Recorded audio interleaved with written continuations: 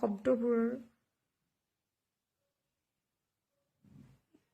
যি ধৰণে ক'লোঁ সেইখিনি যেন আপোনালোকে বাদ দি আকৌ মোক যেন আঁকোৱালি লয়। নমস্কাৰ। ক'বলৈ ভাষা নাই। গম পাইছোঁ সকলোৱে খুব বেয়া পাইছে, বহুত কষ্ট পাইছে, কষ্ট দিছোঁ মই। ভাবা নাছিলোঁ এনেকুৱা কিবা হ'ব, এনেকুৱা কিবা মুখেৰে ক'ম। এদিনৰ আগৰ পৰা বহুত বেয়াকৈ মিমছ ওলাই আছিলে মোৰ মেকআপক লৈ। বহু মানুহে বহু কথা ক'লে মোক। ময়ো বহুত কষ্ট কৰিছোঁ, মানে স্মল টাউন গাৰ্ল, আৰু বহুত হাৰ্ট হৈছিলোঁ মই, কাৰণ নেগেটিভিটি এতিয়ালৈকে পোৱা নাছিলোঁ। চবেই ভাল পাই আছিলে, কষ্ট কৰি আছিলোঁ, কাম কৰি আছিলোঁ। পটককৈ বহুত বেছি হিউমিলেটিং হ'ল, মিমছ ওলালে, মানুহে মেছেজ দিলে, বহুত বেয়াকৈ ট্ৰল কৰিলে মোক। বহুত হাৰ্ট হ'লোঁ মই, বহুত কষ্ট পালোঁ। বস্তুটো মই চাগে ল'ব নোৱাৰিলোঁ, এবজৰ্ব কৰিবলৈ ধৈৰ্য মোৰ কম আছিল, যিহেতু অলপ সৰু।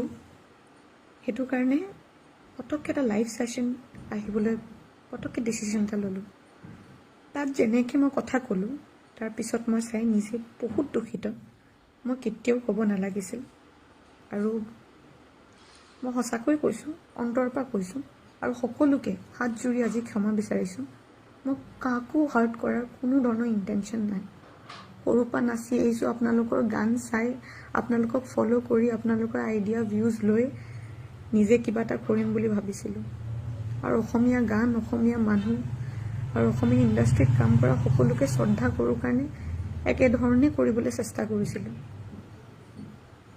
বহুত অশান্তি পাইছিলোঁ, মেণ্টেলি ডিষ্টাৰ্বড হোৱাৰ ফলত মই বহুত ৰুডলি, বহুত ৰাফলি, বহুত ওপৰত কথা ক'লোঁ,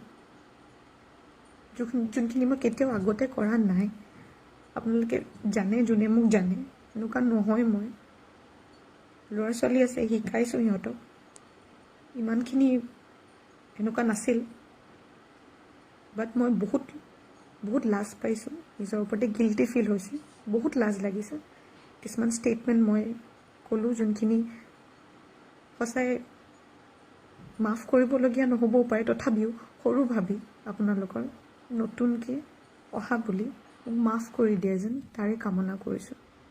মোৰ ভাল কামবোৰ অকণমানো যদি ভাল পাইছিলে, তেন্তে মোৰ শব্দবোৰৰ যি ধৰণে ক'লোঁ সেইখিনি যেন আপোনালোকে বাদ দি আকৌ মোক যেন আঁকোৱালি লয়, সেইটোৱে অনুৰোধ জনাইছোঁ। আৰু বয়সক লৈ যি কথা ক'লোঁ, সেইটো মোৰ নিজৰ পাৰ্চনেল ভিউ। মই পিছৰখিনি চাগে ভিডিঅ'টো তাতে নাই, ক্লিপটো নাই।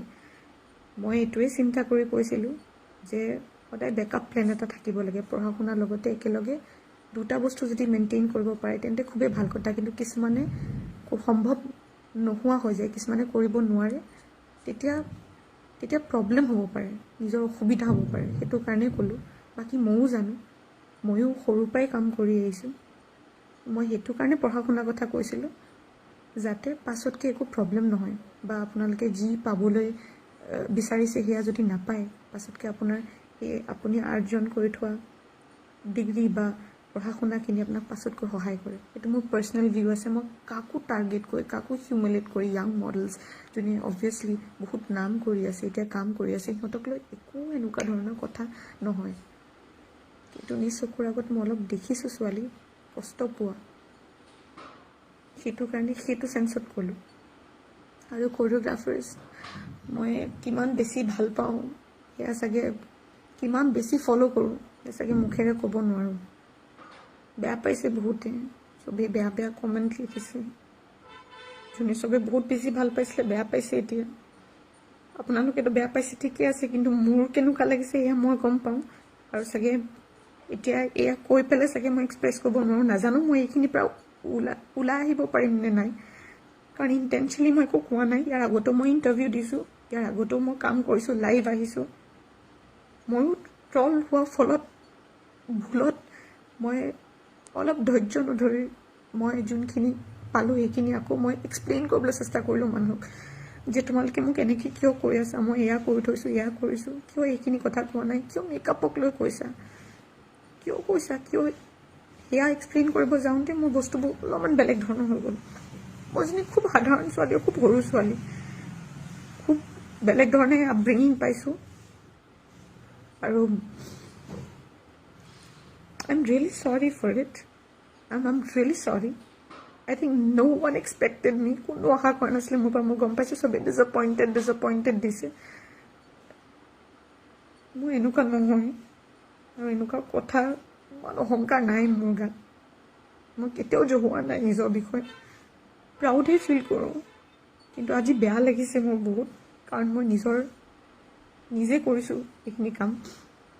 আৰু আজি আপোনালোকক সকলোকে প্ৰমিছ কৰিছোঁ নেক্সট টাইমৰ পৰা কেতিয়াও কোনো ধৰণৰ ষ্টেটমেণ্ট মোৰ ফালৰ পৰা আপোনালোকলৈ আগলৈ মই কেতিয়াও আগবঢ়াই নিদিওঁ। আৰু ৰিগাৰ্ডিং কামৰ ক্ষেত্ৰত যদি মই এইখিনিৰ পৰা উঠি আহিব পাৰোঁ, যদি আপোনালোকে বস্তুবোৰ বুজি পাই মোৰ মনৰ কথা আজি মই যিমানখিনি ক'লোঁ এতিয়া যদি আপোনালোকক সঁচা লাগিলে, যদি অভিনয় লাগিছে তেন্তে নাজানো, যদি সঁচা